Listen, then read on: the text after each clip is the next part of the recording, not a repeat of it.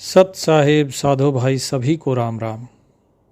भगत जियों, जिसने भी हमारे श्रद्धेय गुरुदेव स्वामी गुरुदयाल दास जी से नाम दान लिया है, उन सभी के लिए कुछ नियम हैं। क्योंकि भक्ति में जब व्यक्ति चलता है तो मन विचलित होता है, और मन को एक जगह रखने के लिए और भक्ति मार्ग पे चलते रहने के लिए इन नियमों का पालन करना बहुत ज़रूरी होता है। आज के समय में, जो वर्तमान समय में अगर कोई तत्वदर्शी संत है या ज्ञानी है तो स्वामी गुरुदयाल दास शास्त्री जी ही हैं और कोई भी नहीं। क्योंकि ये दास सब जगह घूम कर देख चुका है, सभी को जांच परख कर देख चुका है, कोई नहीं है दूर दूर तक। तो केवल गुरुजी ही हैं जो वास्तव में तत्वदर्शी हैं, तत्वज्ञानी हैं। भगत जियों, जब नाम दान ले लिया जाता है तो उसके बाद जैसा कि कबीर साहिब कहते हैं कि गुरु साहिब तो एक है, दूजा सब आकार, आपा मेटे हरि भजे तब पावे करतार। कि गुरु और साहिब ये दोनों अलग अलग नहीं होते, ये दोनों एक ही है। निर्गुण और सगुण जो हम कहते हैं तो कहते हैं निर्गुण साहिब आप है, सरगुण संत विचार। कि निर्गुण रूप में वो परमात्मा स्वयं है और सगुण रूप में वो परमात्मा संतों के रूप में रहता है इस संसार में। तो जो गुरु हैं वो साहिब का ही रूप हैं, तो इसीलिए उनको साहिब के समान ही समझना चाहिए। उनकी किसी भी आज्ञा का निरादर उनका या आज्ञा को भंग नहीं करना चाहिए, आज्ञा का उल्लंघन ना करें। जो व्यक्ति आज्ञा का उल्लंघन करता है वो गुरुद्रोही कहलाता है, और जो गुरुद्रोही हो गया फिर वो पार नहीं हो सकता। इसीलिए व्यक्ति को हमेशा साहिब जो कहते हैं बार बार कि निगुरे को देखो सगुरे को देखो, अच्छे गुरु को देखो और झूठे गुरु को देखो, सच्चे और गुरु और झूठे गुरु में भेद जानो, उसके बाद फिर व्यक्ति को गुरु करना चाहिए। और जब व्यक्ति गुरु कर लेता है उसके बाद उसे गुरु की आज्ञा का उल्लंघन करने का अधिकार नहीं है। उसके बाद अगला नियम जो है वो है कि किसी भी प्रकार का नशा नहीं करना है आपको। गुटखा, खैनी, शराब, बीड़ी, सिगरेट, दारू, अफीम, चरस, गांजा, हुक्का, ठीक है, और भी जो भी रह गए, पान सुपारी जो भी खाते हैं, ये सब कुछ भी नहीं खाना। जिस चीज़ की भी आदत आपको लगती है, जो भी चीज़ आपको लत लगा सकती है, जो भी आपकी बुद्धि को भरमा सकती है, आपके अंदर दुर्गुण पैदा कर सकती है, ऐसी किसी भी चीज़ का सेवन नहीं करना है। इस चीज़ का खास ध्यान रखिएगा। इसके बाद अगला नियम है, आपको गुरु आज्ञा को ही सबसे ऊपर रखना है, सर्वोपरि गुरु आज्ञा ही रहेगी। फिर चाहे आपका कोई सगा संबंधी कुछ भी कहता रहे, अरे तुम तो बड़े भगत बन गए। बहुत से लोगों के आते हैं कमेंट जो कहते हैं, प्रश्न आते हैं कि जी घर में बड़ी समस्या हो रही है। लोग कहते हैं कि आप तो काम नहीं करते हो, आप भक्ति नहीं कर सकते, हमारा क्या होगा, यही करना था तो फिर पहले विवाह क्यों किया था। भगत जियों, लोग ऐसा कहेंगे क्योंकि वो सब केवल और केवल अपना स्वार्थ देखते हैं। ये संसार तब तक आपका खून चूसता रहेगा जब तक आप जीवित हैं, जब तक उन्हें लगता है कि आपसे वे कुछ कमा सकते हैं, आपसे कुछ अपना वो स्वार्थ सिद्ध कर सकते हैं, तब तक ये संसार आपका खून चूसता रहेगा। और जब व्यक्ति मर जाता है तब एक दिन भी उस शव को अपने घर में नहीं रखते, तुरंत उठाकर उसे जला देते हैं कि इसको लेकर जाओ, घर में बदबू फैल रही है। क्यों? क्योंकि अब वो उसके काम का नहीं रहा, अब वो स्वार्थ पूर्ति नहीं कर सकता। इसीलिए इस संसार की मत सुनिए। संसार जितना अधिक आपको परेशान करे, आप उतना ही अधिक नाम सुमरन शुरू कर दीजिए, क्योंकि ये सब काल के दूत हैं, काल के जाल में आपको फंसाने की कोशिश करेंगे। जिस प्रकार केकड़े होते हैं, यदि 4-5 केकड़े एक डिब्बे में डाल दिए जाएं, एक केकड़ा ऊपर चढ़ेगा तो बाकी उसकी टांग पकड़कर उसे नीचे खींच लेंगे, एक भी केकड़ा निकल नहीं पाएगा। ठीक इसी प्रकार से आपको भी ये संसार इस भवसागर में ही खींचता रहता है कि आप कैसे यहाँ से पार हो जाएंगे।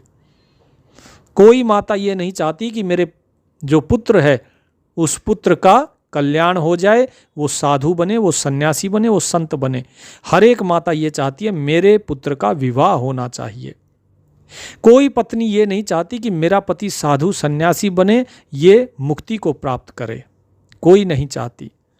इसीलिए भगत जियों, संसार की ना सुने। इसके बाद कुछ सगे संबंधी भी होते हैं जो आपके ऊपर दबाव डालेंगे, तो उनकी बातें नहीं सुननी है। लेकिन इसका मतलब ये नहीं है कि आप अपने जो धर्म है, जो कर्तव्य है, उसका पालन ना करें। आपने अगर विवाह किया है, आपका कर्तव्य है जिनसे विवाह किया उनको कमाकर खिलाना, आपको कार्य करना है और उनका भरण पोषण करना है, क्योंकि उसकी जिम्मेदारी आपने ली है, आप उन्हें बीच में नहीं छोड़ सकते। लेकिन इसका मतलब ये नहीं है कि आप सुमिरन नहीं करेंगे। उनकी जो शौक है, उन शौक को पूरा करने की जिम्मेदारी आपकी नहीं, उनका भरण पोषण करने की जिम्मेदारी है। शौक में और आवश्यकता में दोनों में फर्क होता है। इन दोनों फर्क को आपको समझना बहुत जरूरी है। इसके बाद गुरुदेव की आज्ञा है कि सभी को नित्य नियम का पाठ करना ही है। जो नित्य नियम कुछ के पास ऑनलाइन होगा और कुछ के पास गुटका दिया होगा गुरुजी ने, तो जिस जिस ने भी नामदान लिया है, जिसको गुटका मिला है, उस गुटके में बताया गया है कि आपको इस नित्य नियम में क्या क्या करना है, सुबह क्या, दोपहर में क्या और शाम के समय आपको नित्य नियम में क्या करना है। आपको वो सारी चीज़ें निरंतर रोजाना करनी है। सुबह का नित्य नियम सुबह, दोपहर का दोपहर में, रात्रि का रात्रि में। इसको आपको नागा नहीं करना है।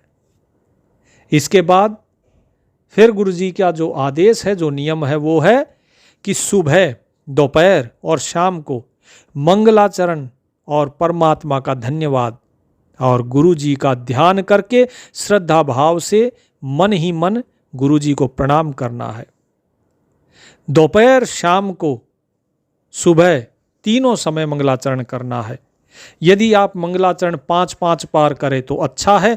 यदि किसी के घर में कुछ दिक्कत रहती है, कष्ट रहता है, तो तीनों समय 11-11 बार मंगलाचरण अवश्य करना है, ताकि धीरे धीरे आपकी समस्याएं दूर हो जाएं।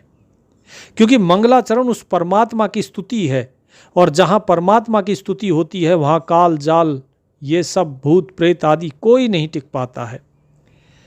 तो इसलिए इस मंगलाचरण का अवश्य रोजाना तीनों समय इसको पढ़ना है, मंगलाचरण अवश्य करना है। परमात्मा का धन्यवाद अवश्य करना है, क्योंकि परमात्मा ही सब कुछ देने वाला है। और जब परमात्मा हमें कुछ दे रहा है तो हमें उसका कृतज्ञ होना चाहिए, उसका धन्यवाद करना चाहिए। यदि हम धन्यवाद नहीं करते, मान लो आप किसी व्यक्ति को कुछ देते हैं और देने के बाद फिर वो आपका धन्यवाद ना करे, जो धन आपने दिया वो धन लेकर चुपचाप चला जाए, आपको धन्यवाद भी ना करे, पूछे भी नहीं, तो आपको कैसा लगेगा।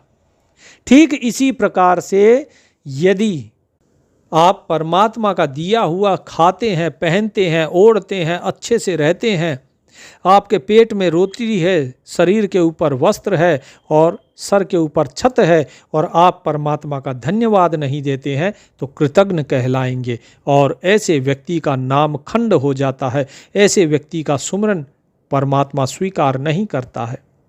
इसीलिए ये दास बार बार आपको बोलता है कि मंगलाचरण अवश्य करना है और परमात्मा का धन्यवाद अवश्य करना है। श्रद्धा भाव से गुरु के स्वरूप का सुमरन करना है, मन ही मन प्रणाम करना है। समय समय पर आपको जो भी गुरुजी का आदेश होगा वो आदेश आपको बता दिया जाएगा, वो सभी आदेशों का आपको पालन करना है। इसके बाद गुरुजी का जो आदेश है, जो नियम है, वो नियम क्या है? वो नियम है दान का। अब आपके पास लोग दान लेने आते हैं। लेकिन ये स्पष्ट आदेश है गुरु जी का कि दान केवल गुरु की आज्ञा से दिया जाता है, दान केवल परमार्थ के लिए दिया जाता है। इसीलिए बिना गुरु की आज्ञा के धन का दान निष्फल भी होता है और काल चक्र में बांधने वाला भी होता है।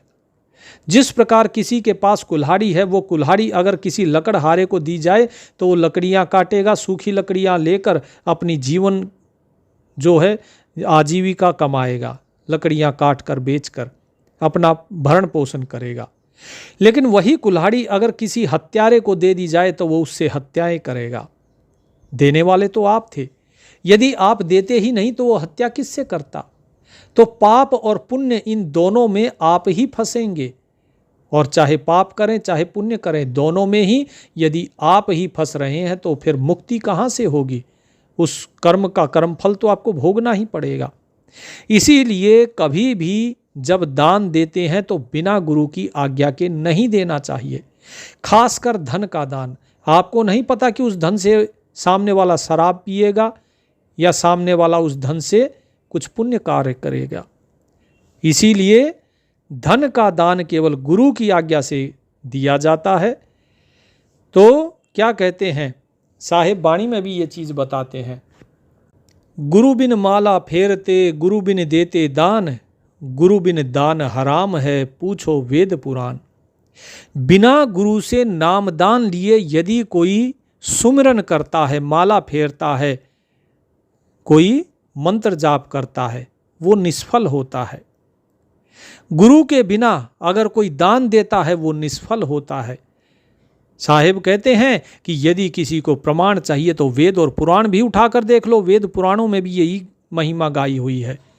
इसीलिए रामकृष्ण से को बड़े तिन्हु भी गुरु कीन, तीन लोक के वेदनी गुरु आगे आधीन। कि राम और कृष्ण से बताइए कौन बड़ा है?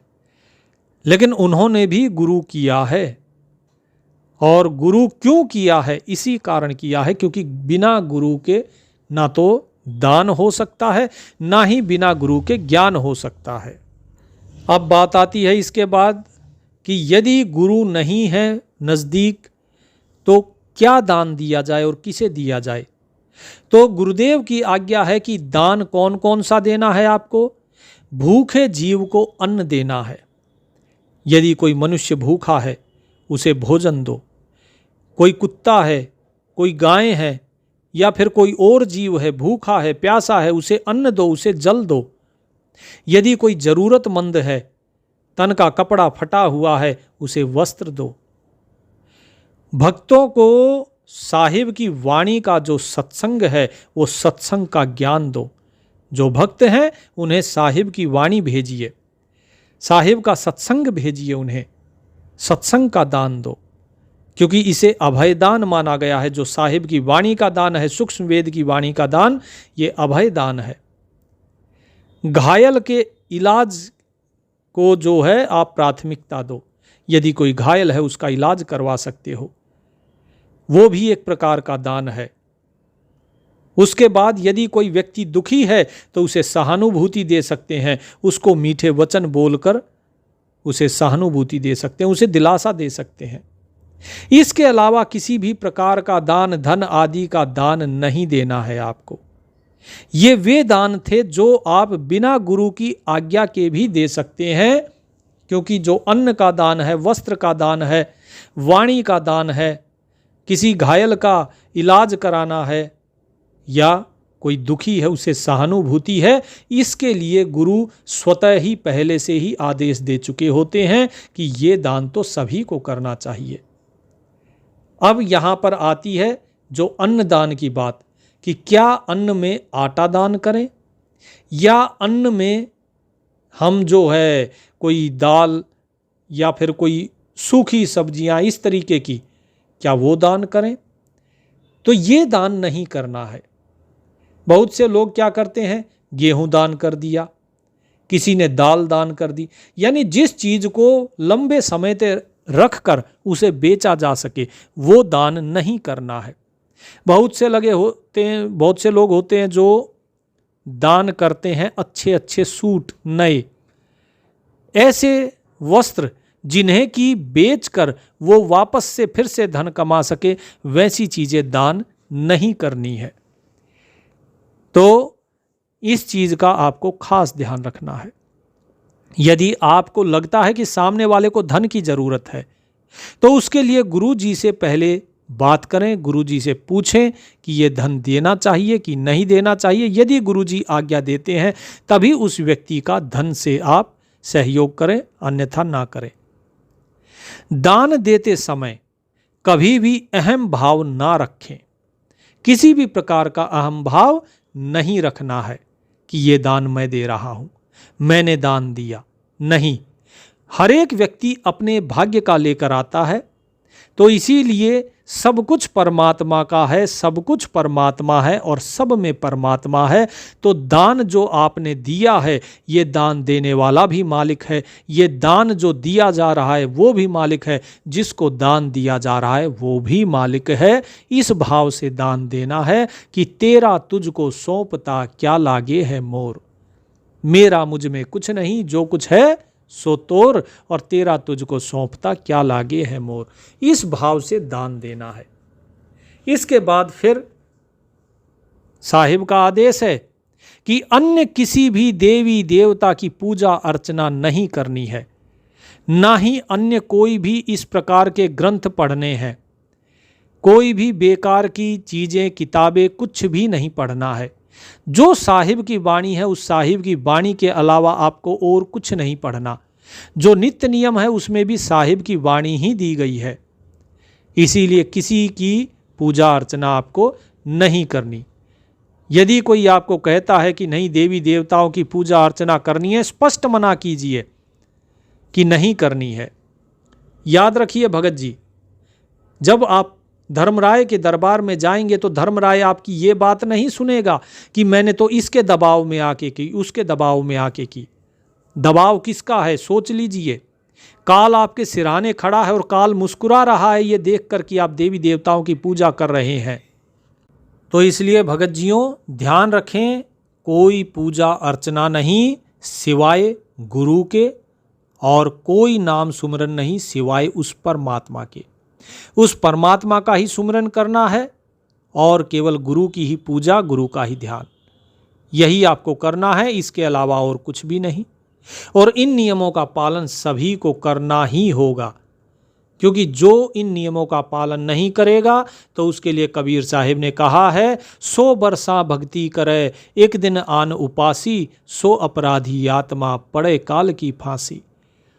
कि जो 100 वर्ष भक्ति करता है और एक दिन किसी और की पूजा करनी शुरू कर देता है, एक दिन भी अगर आपने किसी और की पूजा करी तो वो अपराधी आत्मा काल के चक्र में फंस जाता है, काल की फांस में फंस जाता है। तो इसलिए इनसे बचें। लोग आपको यही तो कहेंगे, अरे ये नास्तिक है, ऐसा है वैसा है। बोले हाँ जी, हम नास्तिक हैं, मेरा इसमें कोई इच्छा नहीं है, आपको जो करना है करो, मैं किसी को रोकता नहीं, लेकिन मुझे कोई बाध्य नहीं कर सकता है। तो इस चीज़ को आप समझ लीजिए, इसी तरीके से आपको रहना है और इसी तरीके से आपको काम करना है। और इसके साथ साथ जो लोग गुरु जी से नामदान ले चुके हैं उनको एक अलग विशेष ग्रुप में जोड़ा जाएगा, जहां पर उनकी भक्ति को देखा जाएगा कि भक्ति सही चल रही है कि नहीं चल रही है। उन्हें जो चीज़ें बताई जाएंगी वो कर रहे हैं कि नहीं कर रहे हैं, और धीरे धीरे उनकी जो प्रोग्रेस होगी, जो प्रगति होगी वो देखी जाएगी। इस ग्रुप में आप किसी को भी नहीं जोड़ सकते, ना ही किसी को जोड़ने के लिए आप किसी की अनुशंसा करेंगे, रेकमेंड करेंगे, किसी को नहीं, उसमें और किसी को नहीं जोड़ा जाएगा। जिसने गुरु साहिब जी से नाम लिया है केवल वही इसमें जुड़ेंगे, क्योंकि सतगुरु से नाम लेना ये छोटी बात नहीं होती, उसके लिए अधिकारी बनना पड़ता है। जो अधिकारी नहीं है वो इस ग्रुप में नहीं जुड़ पाएगा। उम्मीद करता हूँ बात आप सभी समझ गए होंगे और इन नियमों का पालन आप सभी कर लेंगे, क्योंकि इन नियमों में कोई ज़्यादा बड़े नियम नहीं हैं। इसके अलावा छोटे मोटे नियम तो जो हैं वो हम पहले ही आपको बता चुके हैं कि नाम लेने से पहले आपको किन किन नियमों का पालन करना है। अपनी जिह्वा को वश में करिए, अपने इंद्रियों को वश में करिए, ये सारी चीज़ें हम पहले ही बता चुके हैं। क्योंकि कुछ चीज़ें होती हैं जो सुमिरन से वश में होती हैं, उन्हें आप ज़बरदस्ती वश में नहीं कर सकते। तो इसीलिए ये जो नियम है इनका आपको ध्यान करना है। आपको सुमिरन हर समय करना है, 24 घंटे आपको सुमिरन करना है। सोते जागते उठते बैठते खाते पीते सुमिरन चलते रहना चाहिए, सुमिरन नहीं बंद होना चाहिए। इसी प्रकार से सुमिरन होता है। यही आगे चल के अजपा बनेगा, यही फिर आगे अनहद, और फिर वो शब्द प्रकट होगा। और जब सूरत उस शब्द में समाएगी तो आप इस काल के जाल से मुक्त हो जाएंगे। परमात्मा आप सभी का कल्याण करें। गुरुदेव की कृपा सब पे बरसती रहे। सत साहेब।